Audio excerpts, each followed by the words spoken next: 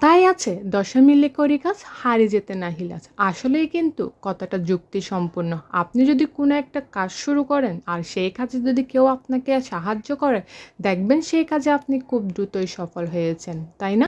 কোনো একটা কিছু দিয়ে যদি আমার ভাত বলেন বা সকালের নাস্তা বলেন কোনো কিছুই খাইতে ইচ্ছে না করে, তখন যদি এরকম একটা ডিম ভাজা হয় তাইলে আমার যে কোনো কিছু খাইতেই ভালো লাগে। যখন কোনো কিছু খেতে ইচ্ছে না করে তখন এরকম গরম, গরম একটা ডিম ভাজা নিয়ে পেঁয়াজ মরিচ দিয়ে আমি গরম, গরম ভাতে খাইতে পারি। শুকনা, শুকনা খাইতে আমার আমার সকালের রুটি আর ঝুল ছিল কিন্তু খাইতে ইচ্ছে করতেছে না। এরকম করতে, করতে প্রায় 11:30 বেজে গেছে। ভাবলাম একটা ডিম দিয়ে খাই। খাইতে কিন্তু অনেক ভালো লাগছে। অবশ্য আমার অনেক বেশি পছন্দ।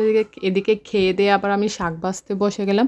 ভিডিওর শুরুতে বলেছিলাম না, "দশে মিলে করি কাজ হারি যেতে নাহি লাজ।" আসলেই কিন্তু সত্য। এই যে দেখেন আমি শাকগুলা ভাজতেছি, অনেকক্ষণ কিন্তু সময় লাগে শাক ভাজতে। আস্তে, আস্তে দেখে, পোকা দেখে, দেখে সবকিছু ঠিকঠাক আছে কিনা এরকম দেখে, দেখে কিন্তু সাপেক্ষ কাজ। কিন্তু এই কাজটা যদি আমরা কয়েকজন মিলে করতাম তাহলে এই কাজটা না খুব সহজেই শেষ হয়ে যেত এবং আমি আরেকটা কাজ কিন্তু খুব সহজেই করতে পারতাম। শাক বাছা বলেন, কচুরলতি বাছা বলেন, মানে রান্নার ক্ষেত্রে এইসব কাজগুলো যদি কয়েকজন মিলে করা হয় তাহলে কাজগুলো সহজেই হয়ে যায়। আর যদি একজন করে না তাইলে যে কতটা টাইম লাগে যে একজন করে সেই জানে। মনে করি কিন্তু পেজের ক্ষেত্রেও এরকম। কেউ যদি বেশি সময় দিতে চায় না, যেকোনো একজন গৃহিণী যদি একটা পেজ খুলে তার বাচ্চার সংসার সবকিছুই থাকে। কিন্তু কাজের ক্ষেত্রে যদি কেউ একজন সাহায্য করে আমি মনে করি পেজে একটু সময় দিতে পারে ভিডিও এডিটিং বলেন, ভিডিও করা সবকিছুতে।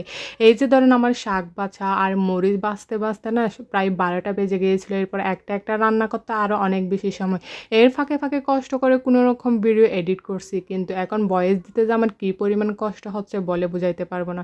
কিছুক্ষণ এই রুমে যাই ওদিকে শব্দ, কিছুক্ষণ এই রুমে যাই ওদিকেও শব্দ। এই সবকিছুর মধ্যে আমার এই কাজটা এত বেশি প্যারা লাগে শুধুমাত্র সবার শব্দের কারণে। মাঝে, মাঝে এত বেশি রাগ উঠে বিশ্বাস করেন কান্না চলে আসে।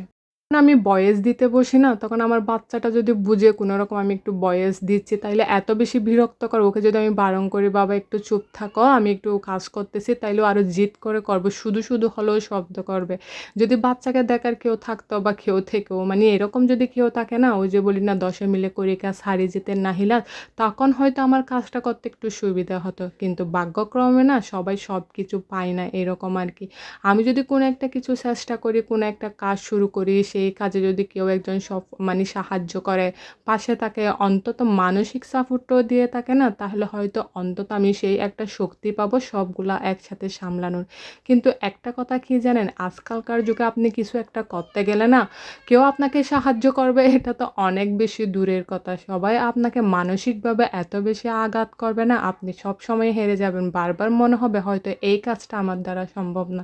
তো আজকে এই পর্যন্ত। সবাই অনেক বেশি ভালো থাকবেন। আসসালামু আলাইকুম।